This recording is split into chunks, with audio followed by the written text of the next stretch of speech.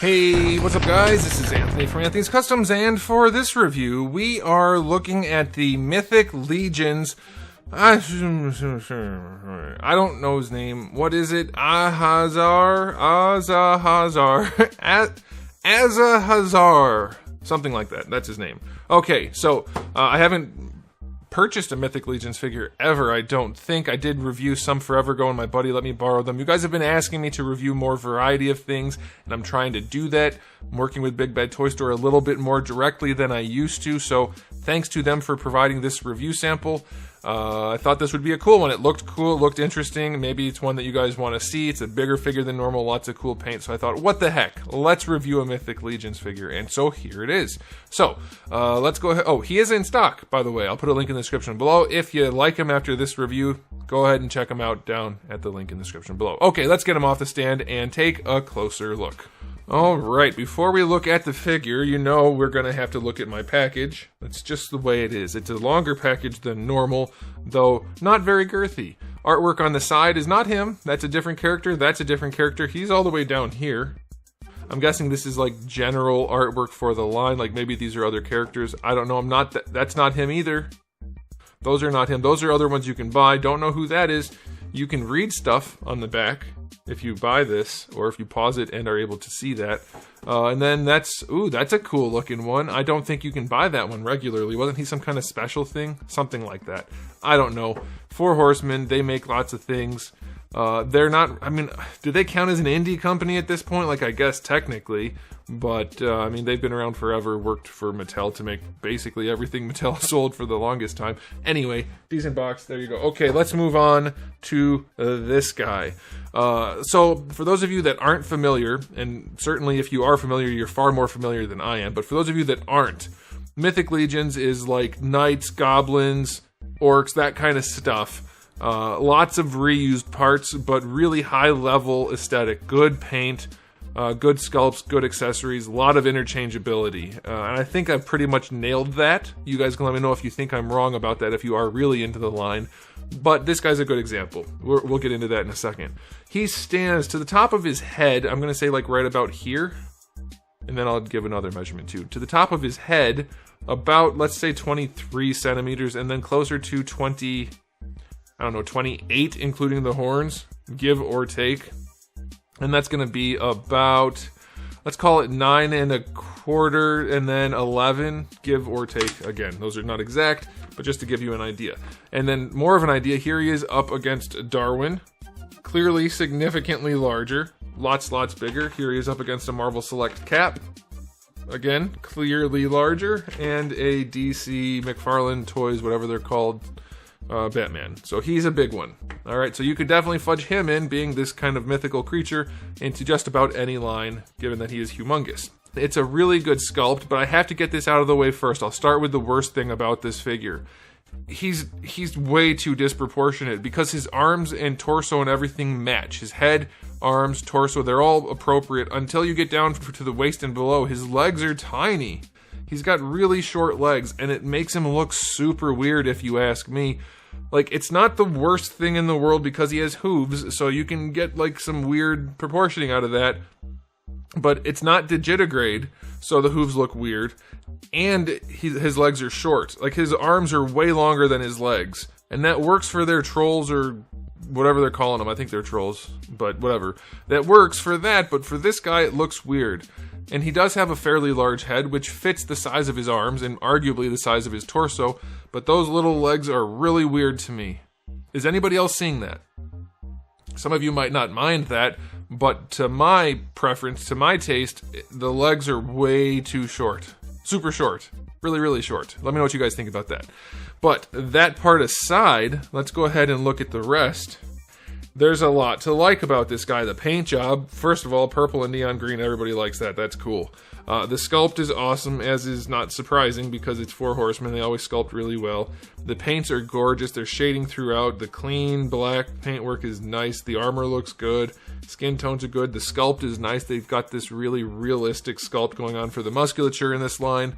They've nailed it. A good example of the musculature being really well sculpted would be the lower back.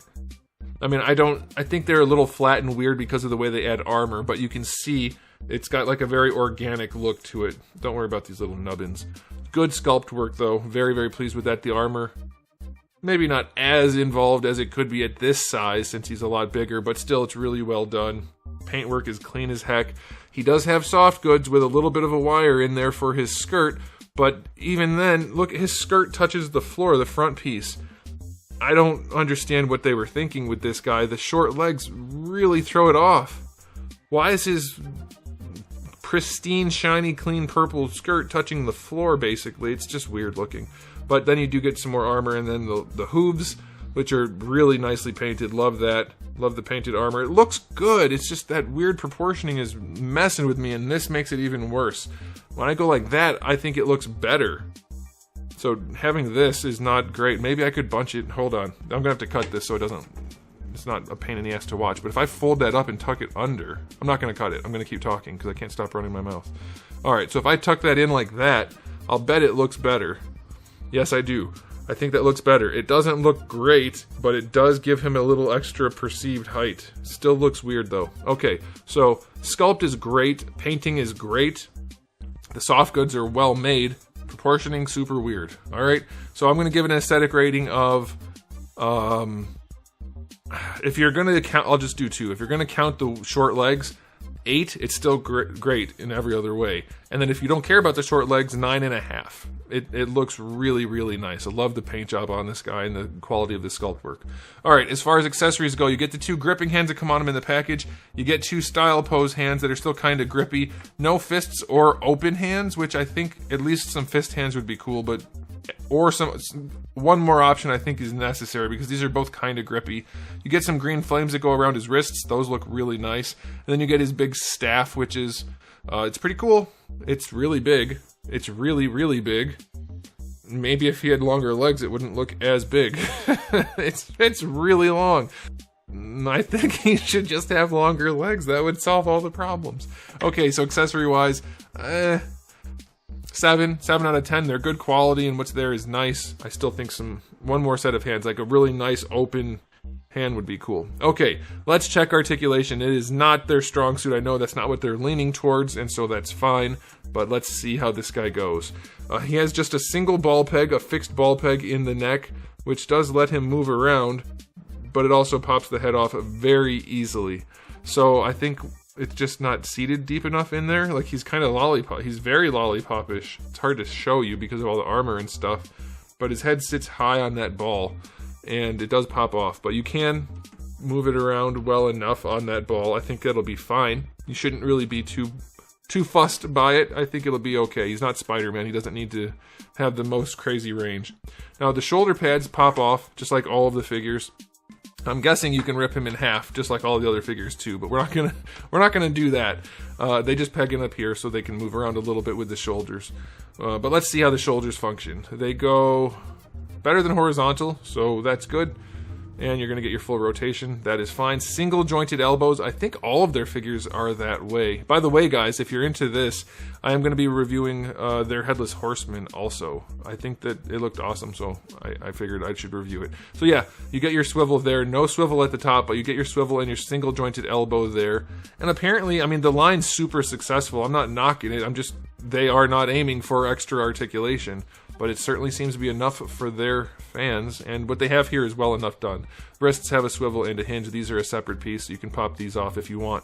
Torso, nothing in the upper torso, just a ball peg down here. And if I was a betting man, I'd say you can pop him in half pretty easily. Yeah, I think all of their figures do that. I think you can do a lot of kit bashing very easily with this guy. I just want to see, since we're here, if we can make it look a little bit better by taking off that skirt. Maybe it'll make him look a little bit longer. And let's see. Okay, so he looks a lot less interesting that way. It helps a little, I guess, with the proportions. But his arms are exceedingly long for the short legs. But that's probably better. Anyway, yeah, it does pop off. It is a floating piece, as you saw. We'll go ahead and just... get it back to this so I can show you the hips. So this is a floating piece. It will get in the way of things, but since you can't see anything, I wanted to show you this way. It's just a big old ball socket, very well executed. You get your thigh swivel in there. You're going to get all your range and everything. Not too tight or anything like that, but let's put it back together and see how much range we actually get in a regular situation, not when we've taken everything apart. Okay, he's back together. So the hips are still going to get good range. That's good. That's good. Okay, good. And then going forward, they're kind of tight. They seem to be getting tighter as I pose it. But yeah, he can kick pretty far forward without going at too much of an angle. So that's nice. You get a little bit of range going back. And then, like I said, you get your thigh swivel. So that's good. The knees are just like the elbows, a single hinge with a swivel. So the swivel's kind of worthless in that, but it's just the way they're made. So you can use it if you want to, but you just get that single hinge with relatively limited range. That's as far as you're going to get. And then for the ankles, luckily, though, we get a full-on ball hinge. So not the craziest amount of range in there, but it's definitely enough. And of course you get a proper ankle rocker, so that's good. Yeah, it's not the most articulated thing in the world. It's not trying to be, so I can't fault it for it personally, but as a reviewer, I mean, we have to still talk about it. It can't pose well, not exceedingly well. So his articulation is going to get an understandable, but still limited. Is that on all the way? Yeah, that's on all the way. 6 out of 10. It's not one for posing. It will pose, but don't expect anything dynamic, especially dynamic, or really dynamic at all. I think that's fine. It's just like NECA. You gotta lean in some direction, and they definitely lean towards the aesthetic. And it looks great, other than the short legs. So, time for a final verdict. Limited posability, it will be enough for your standard poses that you need. Gorgeous paintwork, gorgeous sculpt work, decent accessories, weird proportions on this one that's obviously very specific to this release.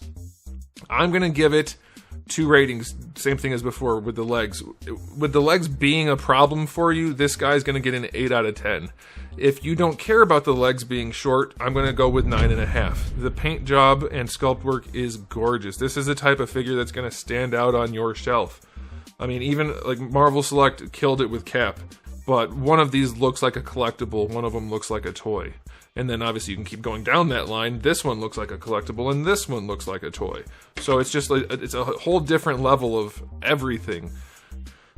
Kind of. You get what I mean. Okay, so yeah, 9.5 if you don't care about the legs. It's a gorgeous release, and it's going to look awesome on a shelf for sure. So there it is, guys. Let me know what you think in the comment section below, but that's it for me. So thanks for watching. If you enjoyed the video, please do give it a thumbs up. If you didn't, give it a thumbs down, and if you haven't subscribed, you should. I have new videos just about every single day, and thousands already on the channel, so make sure you come back for all of that. And in the meantime, keep collecting.